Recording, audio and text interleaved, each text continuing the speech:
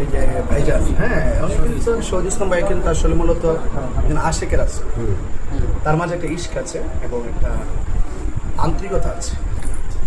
উনি আল্লাহ নবী সাল্লাল্লাহু আলাইহি ওয়াসাল্লামকে খুব বেশি ভালোবাসেন। আর আসলে পবিত্র ঈদে মিলাদ নবী সাল্লাল্লাহু আলাইহি ওয়াসাল্লাম বলে তিনি মাহফিলটা করে থাকেন। আল্লাহ পাক রব্বুল আলামিন কোরআনে বলছেন, কুল বিফাদলিল্লাহি ওয়া বিরহমাতিহি ফাবিযালিকা ফালিয়াফরাহু হুয়া খায়রুম মিম্মা ইয়াজমাউন।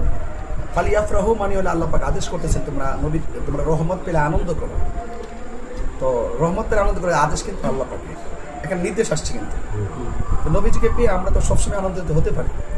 আনন্দ প্রকাশের ধরন অনেকভাবে হতে পারে, মিছিলের মাধ্যমে হতে পারে, এরপর একটা মজলিস আয়োজনের মাধ্যমে হতে পারে, অডিটোরিয়াম ভবনে সাজিয়ে হতে পারে। তো ওনারা কিন্তু একটা আক্ষেপ করছেন যে আমি ৩,০০০ টাকা নিয়ে এই প্রোগ্রামটা শুরু করছি। তো আজকে দেখেন এই প্রোগ্রামটাতে মিনিমাম ৮ থেকে ৯ লক্ষ টাকা খরচ, 10 লাখ এভারেজে 10 লাখ কিন্তু খরচ হচ্ছে। আপনারা যতক্ষণ মাহফিল চলছে আপনার অবস্থান দেখে বুঝতে পারতেছেন, ঠিক আছে না ব্যাপারটা? তো এই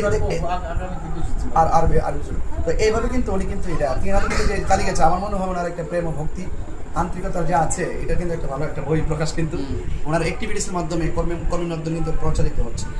তো এই জন্য মিলাদুন নবী সাল্লাল্লাহু আলাইহি ওয়াসাল্লামে আনন্দ উল্লাস করা, মাহফিল করা, এটাকে সবচেয়ে বেহতর মনে করা, এটা বেদাত না, এটা ভালোবাসার বই প্রকাশ।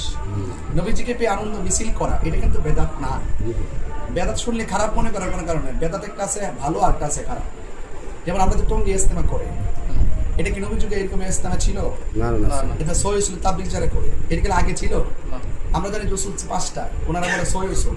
আমরা দিনের স্বার্থে ধরে নিলাম যে তারা যদি কাজগুলো ভালো, পদ্ধতি ভালো, তাহলে এটা যে নামে দোক, এটা আমরা বেদাত বলে এটাকে অপব্যাখ্যা করি না।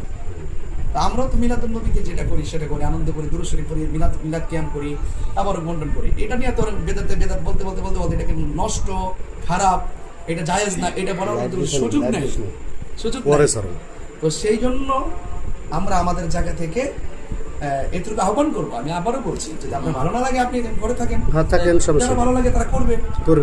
মানে আপনার মতের সাথে আমার মত মিলবে না, আমার মতের সাথে আপনার মত মিলবে না, তাই বলি আমরা কি অ্যাটাকিং মুভমেন্টে যাবো? আমরা বসে সমঝোতা করবো, ইসলাম অ্যাটাকিং চাই না। এই জন্য বলছি যে আমরা আমাদেরটা চালিয়ে যাচ্ছি। সবাই হয়তো যদি আমাদের কথাগুলো বুঝে আসবে আমাদের দিকে, উনি ওনারটা করবে। এই তো ভালো থাকেন সবাই, মানিকগঞ্জবাসী, ইনশাআল্লাহ। সবার প্রতি নিরন্তর ভালোবাসা।